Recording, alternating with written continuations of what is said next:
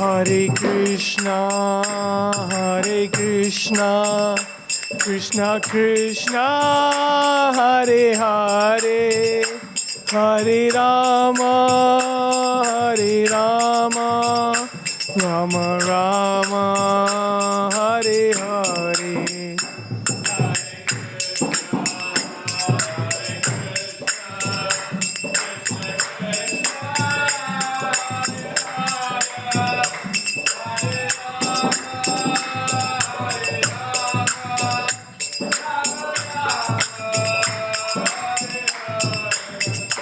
Jaya Radha Gopinath Radha Gopinath Shri Radhe.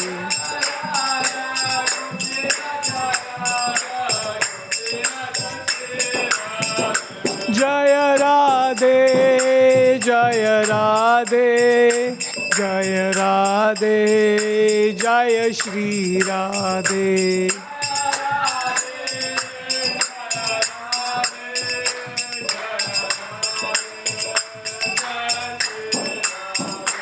Jaya Gauranitai, Jaya Gauranitai, Jaya Gauranitai, Jaya Gauranitai.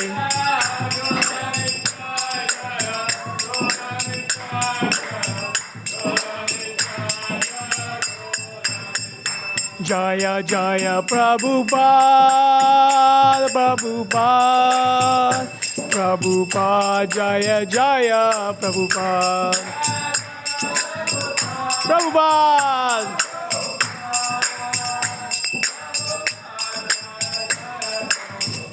Jaya Jaya Gurudev, Gurudev, Gurudev, Jaya Jaya Gurudev.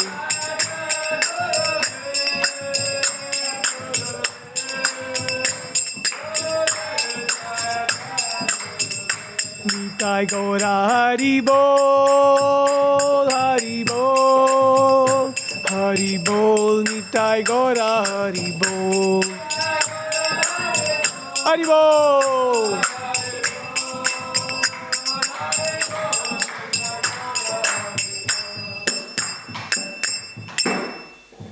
Jai Om Vishnupad Paramahamsa Parivrajacharya Ashtottara Shata Shri Srimad His Divine Grace A.C. Bhaktivedanta Swami Prabhupada Ki Jai.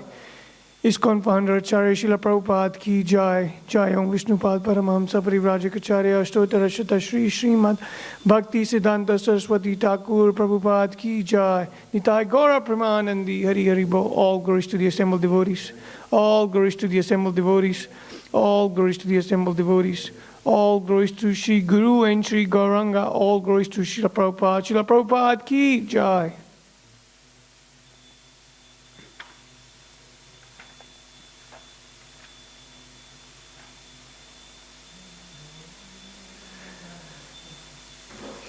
Om Namo Bhagavate Vasudevaya.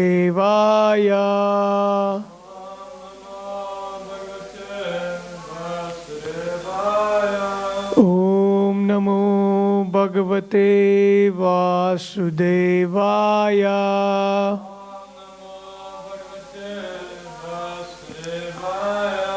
Om Namo Bhagavate Vasudevaya.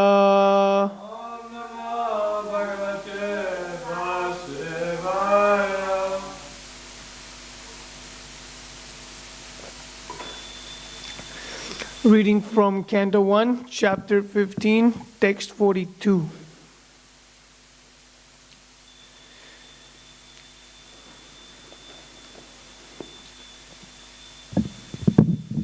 Tritve hutva cha panchatvam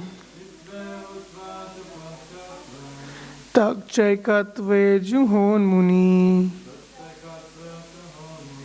Sarvamatmanya ajuhavid Sarvamatmanya juhavid Brahmanyatmanam avyaye Tritve hutva cha panchatvam Takchaikatve juhonmuni Sarvamatmanya ajuhavid Brahmanyatmanam avyaye Tritve hutva cha panchatvam Takchaikatve juhonmuni Sarvamatmanya juhavid Brahmanyatmanam avyaye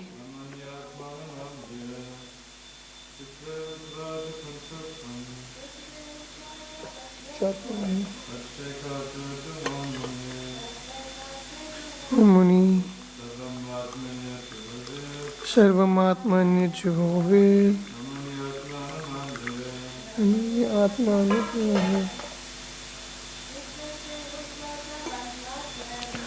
Tritve hutva cha panchatvam Takchaikatve juhonmuni Sarvamatmanya juhavid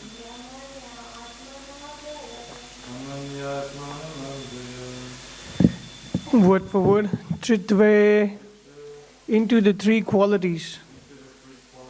Hutva, having offered. Cha, also. Panchatvam, five elements. Tat, that. Cha, also. Ekatve, in one essence. Ajuhat, amalgamated. Muni, the thoughtful. Sarvam, the sum total. Atmani, in the soul. Ajuhavid, fixed. Brahmani, unto the spirit. Atmanam, the soul. Avyaye, unto the inexhaustible. Translation and purport by His Divine Grace, A.C. Bhaktivedanta Prabhupada. Prabhupada ki jai. Thus annihilating the gross body of five elements into the three qualitative modes of material nature, he merged them in one essence and then absorbed that essence in the self, Brahman, which is inexhaustible in all circumstances.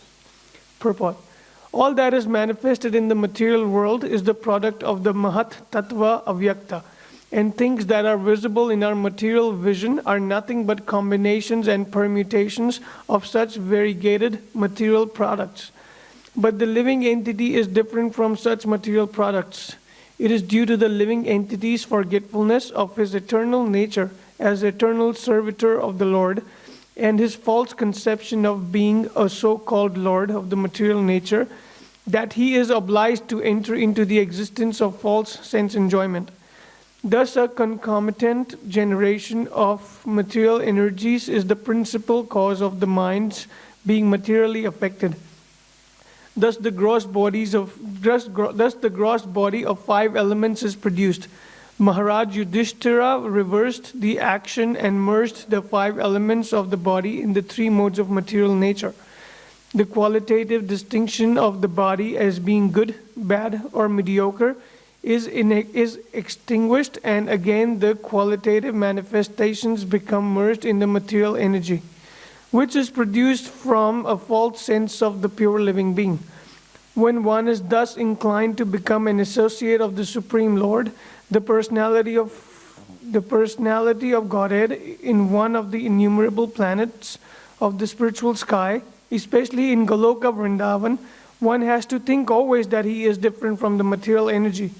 He has nothing to do with it, and he has to realize himself as pure spirit, Brahman, qualitatively equal with the Supreme Brahman, Parameshwar.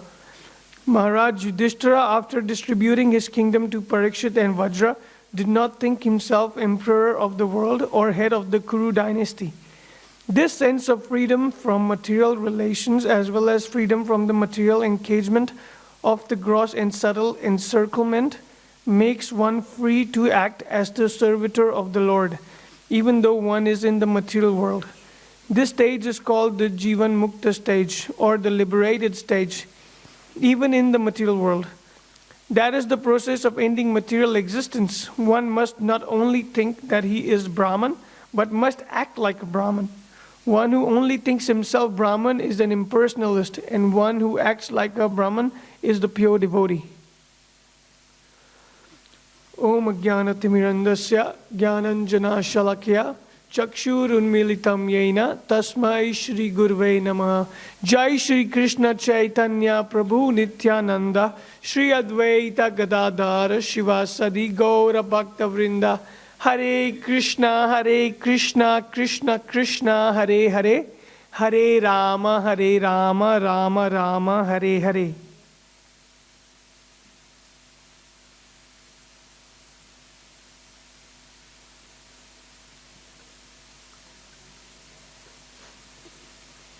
Hare Krishna, everybody.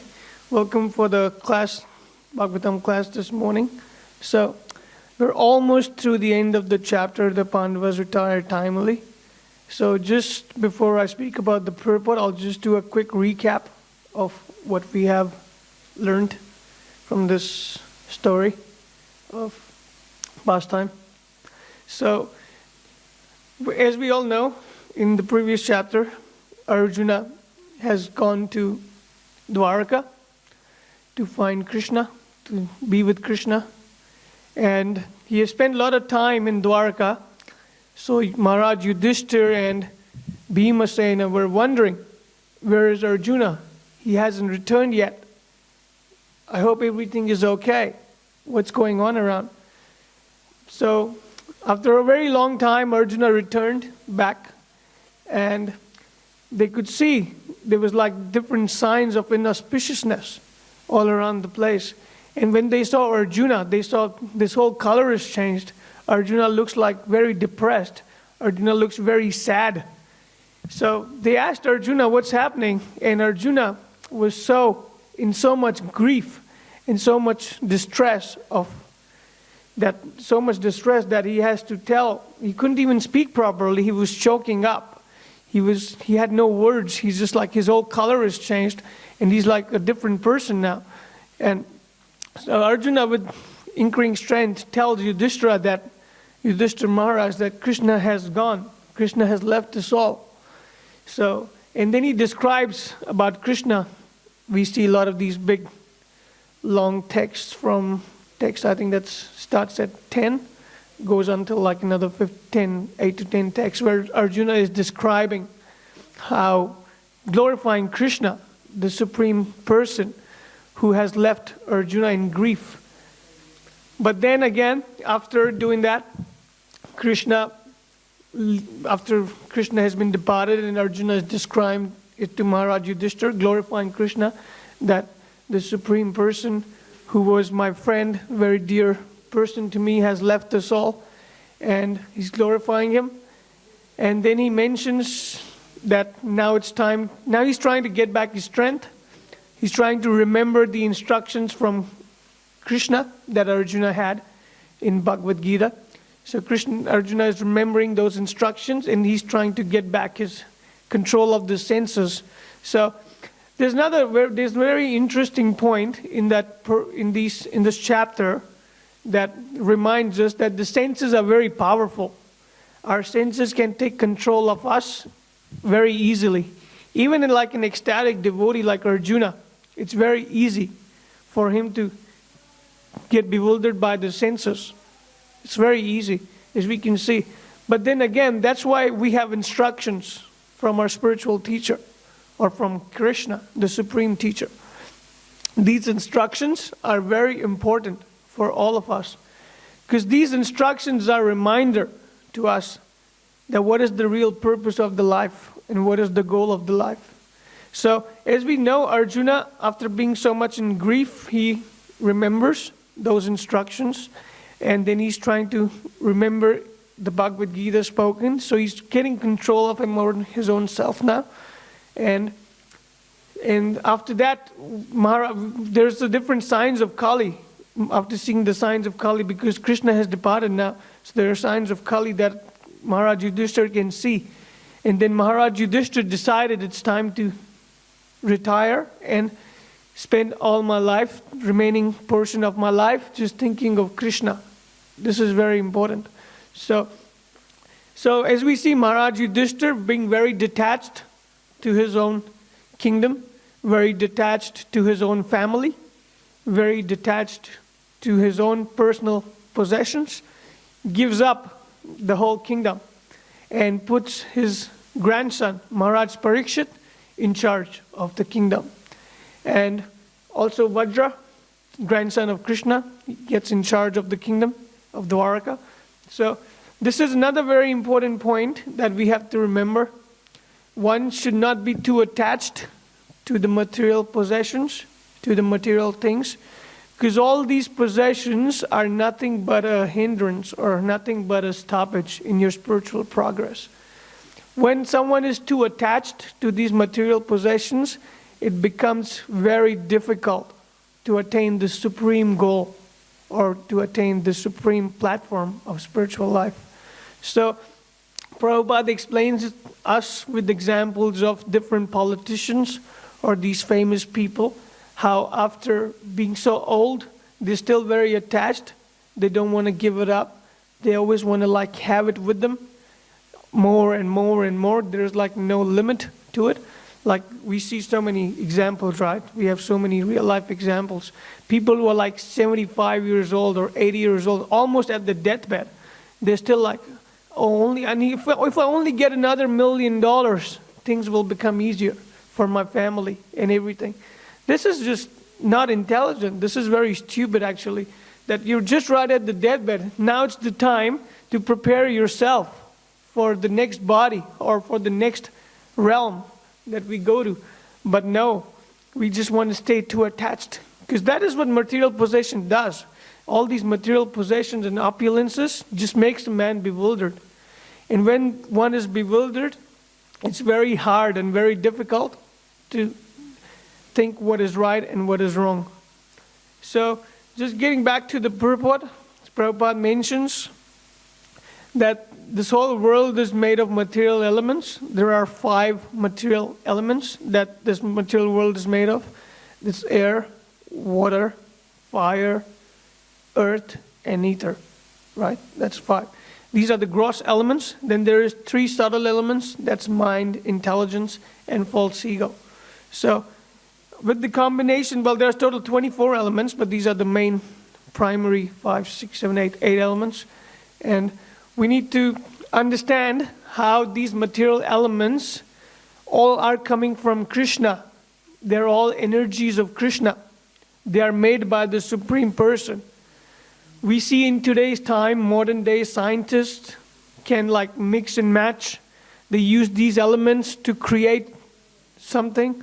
For example, Prabhupada uses an example in Ishopanishad where he tells us that, you can make bricks, you can make rock, you can use rocks and you can make a big building, but you're still using these 5 main elements to make a structure.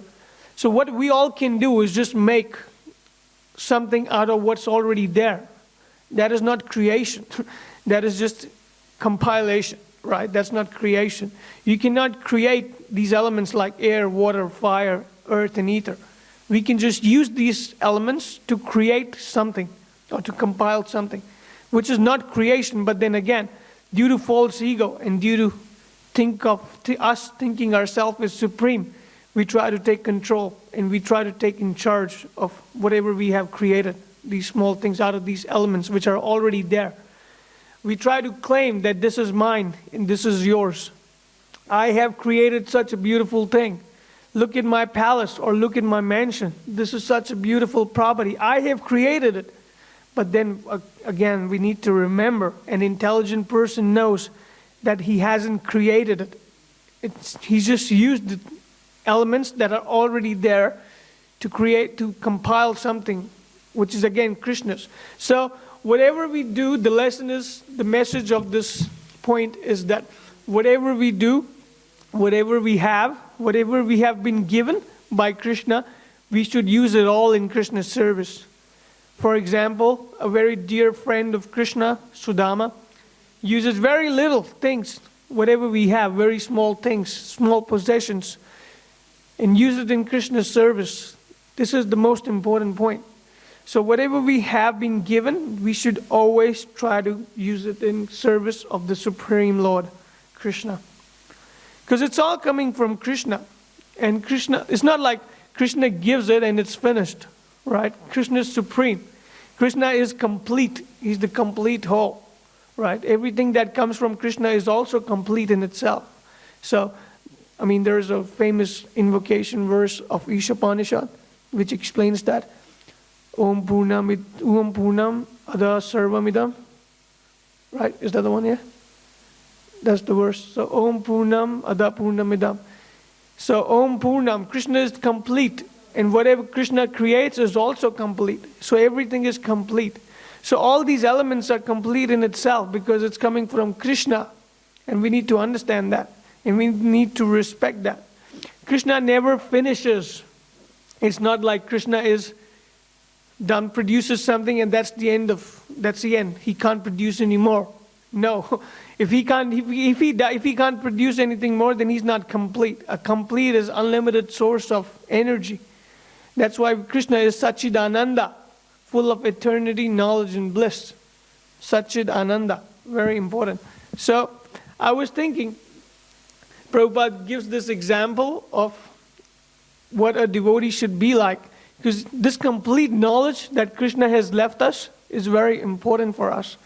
And we should use this knowledge and then distribute this knowledge to other people. Prabhupada gives an example of this famous story, which he tells by analogy of a Brahmana teacher.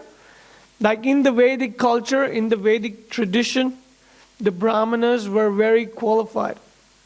Like the Brahmanas would give knowledge without anything expectation in return.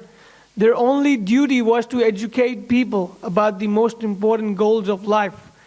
Not in today's time, not in today's time where everything is like a business, People are just doing it to get money and get sense gratification. They're not even serious about imparting knowledge, like the famous scientists or teachers. They're not doing it for good for the society. They're just doing it good for their own personal sense gratification. Because all they want is fame, they want wealth, they want to be known and want to be famous, right? That's what it's all about. And the Brahmanas were not like that in the Vedic tradition, in the Vedic society. The Brahmanas' main role is to get knowledge, get the full, complete knowledge, and then pass it on, educate others of the supreme knowledge. And that is what Prabhupada did. He had such a beautiful knowledge about this whole thing, and he has given it to us. He spent his life spreading out this message. That's why Krishna consciousness movement is a preaching movement. So we should be very, very focused of the goal of our movement. One of the purposes of ISKCON is to preach, is to spread the knowledge of Krishna consciousness movement all around the world. And that is very important to us. So I was just thinking, how much do we really do? How much are we preaching? Are we doing enough? Are we doing enough for the movement? Are we doing enough to please Prabhupada? Are we doing enough to satisfy our Guru? We need to think about that because it's very important. Because we may think that I have few services, I am doing this service, I am doing that service, and that should be enough. We need to push ourselves always a little harder. Just like Prabhupada did. He was always pushing himself to create limits, He was working all night. He was translating these scriptures so we can benefit and we can learn. And then we can pass it on to others. So Prabhupada dedicated all his life for the benefit of the society. And that's the real Brahmana. And that's the sign of a real man, a leader, who gives everything for others, nothing for his own self. That's a true leader. So Prabhupada has done such a beautiful thing. He has spent so much time and efforts. And even not that, Prabhupada would inspire his disciples to do that as well. I remember a past time where all his few early disciples were sitting next to Prabhupada. And then Prabhupada told all his disciples, all of you pick one country and go there and preach. the message of Krishna. Even when they didn't have any knowledge, they didn't have full knowledge of what's written there. None of the disciples knew the purports in the text of Prabhupada, like the knowledge completely. And they were like in shock, when Prabhupada gave that instruction that every one of you pick a country and go there and preach. And I mean, the ladies were shocked as well. The ladies were like, even the women, should go to another country which they don't know and just preach over there. Prabhupada like, yes. In the spiritual world, there is no men or women. There is no discrimination. So we should be aware of that. To preach the message of Krishna, everyone is equal. If one is qualified to do that, they can do that. So Prabhupada gave this example. This is the supreme example. You should have knowledge, but if you don't have knowledge, you have the mercy of Krishna. You have the mercy of the Guru. And by the mercy of the Guru, it becomes very easy to carry any task. Like, I remember before I joined the movement, I was like a very introvert person. I would hardly like socialize, and I was like public anxiety, like speaking in public is so difficult. It's like such a big endeavor for me, But as soon as I joined the movement, I was sent out on book distribution because that's my full-time service. And I was like, I don't know if I can do that because this is so hard for me. But only by the mercy of my Guru, one day I was on the street. I was trying to give out this knowledge to other people. And I stopped this lady and I was speaking to her and I was showing her this book by my teacher, my Guru.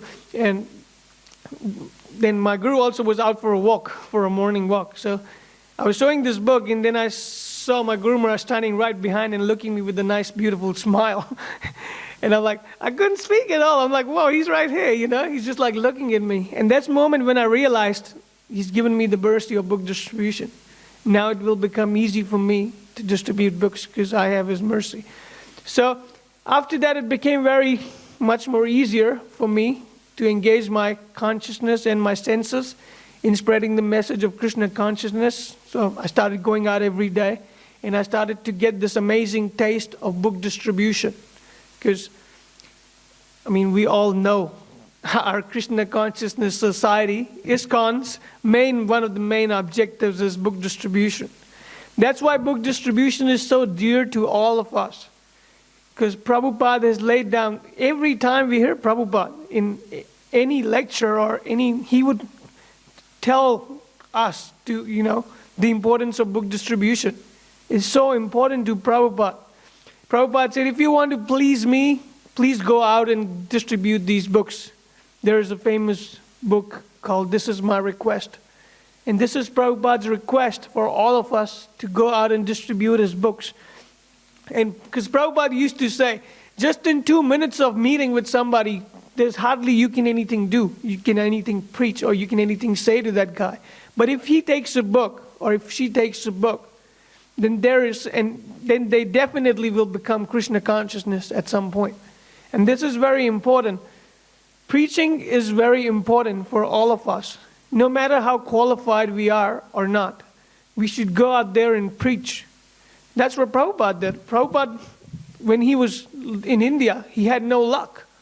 He tried so hard in India to convey the message of his Guru and this whole movement.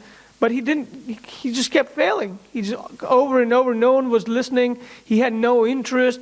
There was hardly anybody Prabhupada can get interested in. So, in the Bible it says that, it clearly mentions in one of the texts that a prophet is never welcomed in his own land, yeah? So, that's clearly an example we see that Prabhupada in his own land wasn't appreciated for what he had, the supreme knowledge. So that's why Prabhupada went to the West, because that was the Guru's instruction. And that instruction was very dear to Prabhupada. So he went to the West, giving out this beautiful message of Krishna consciousness. And in practically no time, he had so many disciples and temples all over the world. And then he came back to India. Now Indians are interested. Because as we all see in India in today's time, we're just trying to imitate the West, right? Whatever the West is doing, Indians want to do that. Now there is a big gap.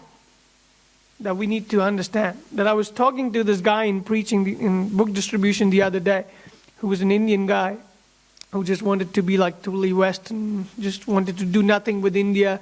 He was speaking in a way that I'm like, totally, I don't like our culture is not that great, there's nothing good about it, we just restrict everybody. And I'm like, well, okay, you can try doing that. I did that as well, and I failed. So we need to understand that everything is messed up in India right now, inside the heads of people, because it's become very ritualistic. There is no science or logic behind this whole philosophy. There is no philosophy in India at the moment. It's just people are just blindly, like I see my mom and I see my dad, right? They're just doing blindly. They're just following these rituals without even asking questions. That's why it's very important. Prabhupada always told his disciples to question whatever you get, whatever you hear, question it. And then try to relate it to Krishna consciousness philosophy. I mean, Prabhupada uses this example about, like while preaching, he always say that all these people, right? All these famous politicians, big time people, they said that we are like, we love God and we respect God and we know everything about God. So I use this famous line sometimes on books. Everyone knows God, but nobody knows about God. And that comes from Prabhupada. Prabhupada used to say that everyone knows that there is God and everyone thinks, oh, there is God. But how can you know somebody if you don't know anything about that person? Like, for example, I can know a person, I can see that person, but how can I love and be devoted to that person 100% until I do not know anything about that person? So that's why Prabhupada has given us this knowledge. This whole Krishna consciousness, these whole books of Srimad Bhagavatam and Bhagavad Gita tells us what is God and what is the purpose of God. Like everything about God, If you learn this knowledge, then your knowledge is complete. Then you're not in darkness anymore. You're out of the darkness. If there is no darkness, then there will be light. And this knowledge is the supreme light. Raja Vidya Raja Guhyam. Krishna says that in Bhagavad Gita. This is the king of education. This is, and it's very joyfully performed as well. Sukham Kartam Avayam, the same text. So we need to understand this knowledge is very dear for all of us and for Prabhupada. So we should read more of these books, because it's not very intelligent to preach in today's time, especially without reading. Because when I was in Mayapur, there was a big discussion among the leadership. They were discussing that, are the devotees reading Prabhupada's books? Are we all reading Prabhupada's books? Are we all reading enough of Prabhupada's books? At least 2 hours a day? Are we doing that? I am not doing that. So I don't know about you guys, but I'm definitely not doing that enough. So I read, but I need to read more. So we all should have this goal. We should be very sincere in reading this book. There should not be like any cracks or any holes. Just like a mason, when he builds a structure, sometimes the masons, they have to fill up the holes and the gaps by using some other materials. And a true mason who's very sincere would not do that. Would be very sincere and make a perfect picture. A sincere person. So we need to be very sincere in our own sadhana. Because if we are lacking in our sadhana, it becomes very difficult to give it to others. There is a famous line, you cannot give what you don't have. If you have the right knowledge of Krishna consciousness, if you are firm and steady in your own practice, then it becomes very easy to give it to others. Because that's when we are connected to the Guru and the mission of the Guru. And that's very crucial. So we should always remember, the point is that we should read these books that Prabhupada has left behind. He worked very hard for all these. We should not just try to just think that, okay, maybe soon I will read one day, maybe not now, but tomorrow I'll read, tomorrow never comes. So we should just be like living the focus our energies and our intelligence to read this book. Srimad Bhagavatam and Bhagavad Gita and all the books Prabhupada has left us. They're very dear to all of us. So, just another point from this text that Prabhupada's making that I thought was very interesting is about Maharaj Yudhishthira, like how Maharaj Yudhishthira, being very conscious and very aware, gave up all these material desires, and just went on for the spiritual realization. That's very important. And there's a beautiful line that Prabhupada mentions here, that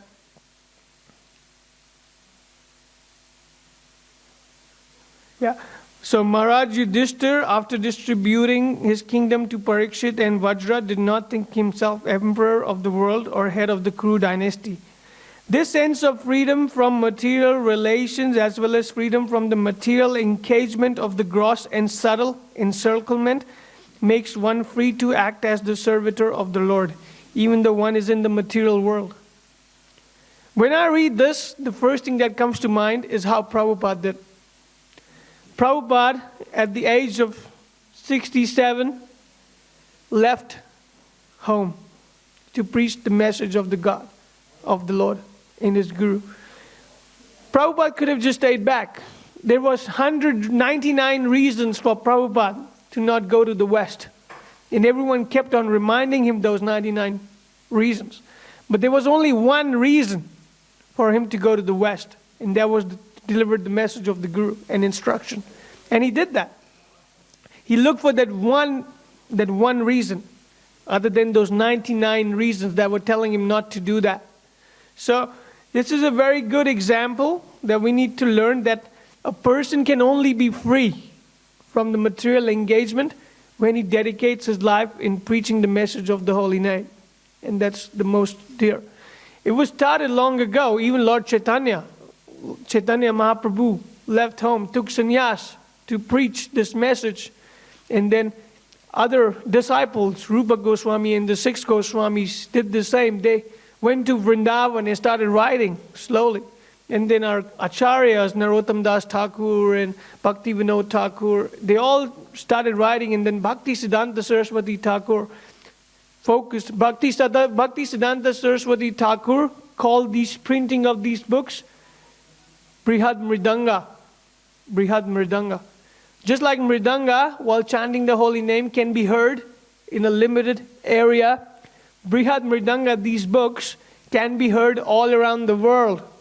This is very important. Just by one book, printing one book, many people throughout the world can get this supreme knowledge. That's why it's called Brihad Mridanga. Something that can be heard for distance, from a very far away. That's Brihad Mridanga. And these books are very crucial in our today's movement. So I would request everybody to please take some time out from the daily schedule, busy schedules, and try to focus a little bit more with connecting with Prabhupada through these books, and go out and give out these books to everybody. It's very important. Because for me, I have spent more time being at the Brahmachari ashram. It's become very easier for me to spend my energies and my mind just on distributing these books. I go out every day. Well, try to go out every day. So it's a very beautiful service. I was listening to a very famous devotee, and he was saying, don't worry about fame. Don't do anything for fame, because fame will come. Don't worry about fame. Just do it as a service to Prabhupada. Because this is the most pleasing service to Prabhupada. If you can go out and give out Prabhupada's books, it's very pleasing and very dear to Prabhupada. So we should just be a bit more focused, and we should try and give out these books. So that's, what else? There's another beautiful point mentioned here, that a jiva, or us, we're in quality. In quality, we are equal to the Supreme, but not in quantity. So, just as Prabhupada mentions the example of a spark in a fire, from the spark, is equal. The spark has all the same elements of the fire, but it's not the fire. It's not as the same quantity of the fire. And we need to understand that, and we need to realize that we are just parts and parcels of Krishna, just like the spark coming from Krishna. We should not try to overcome, or we should not just try to accumulate everything and think of ourselves as God, because we are not God in quantity, like, because Krishna has all the opulences of the world, that is unlimited opulences, 6 opulences, and we don't have that. We have like very limited. Everything we have is very limited. Our senses are very limited. We can only do limited activities and limited things. So, but Krishna is full and complete. Isha Om Purnam Idam Purnam, very complete. And yeah, so this is a very beautiful point that we should remember. We should not try to concoct and act in a different way, which is not prescribed in the Vedas. That's why these books are very, as I said, these books are the prime source of our knowledge in the whole movement. These books tells us that the Vedas are very, very important. It's compiled by Vyasadeva for a reason. So we all can benefit and know the real science of Krishna and then pass it on to others. So just try to remember that we are coming from Krishna, and we should not act in any way that we are God, When the fame comes and when the power comes and when the things come, we just feel superior to others, and we just try to prove others that I am superior to you. This is not what Prabhupada wanted. I mean, we do see that was a problem, after Prabhupada left. Our movement was a bit shaky because of these things. And so we should be remembered that Prabhupada gave us this mission so that we can help the world, make this world a better place. And rather than for our own sense gratification, we should focus on the message. The message is to read these books and give it to others. It's very important. So I think I'll stop there. And if there's any questions or comments, corrections. All right. Granthara Srimad Bhagavatam ki jai, Srila Prabhupada ki jai, Nitai Gaura Premanandi, Hari Hari Bol.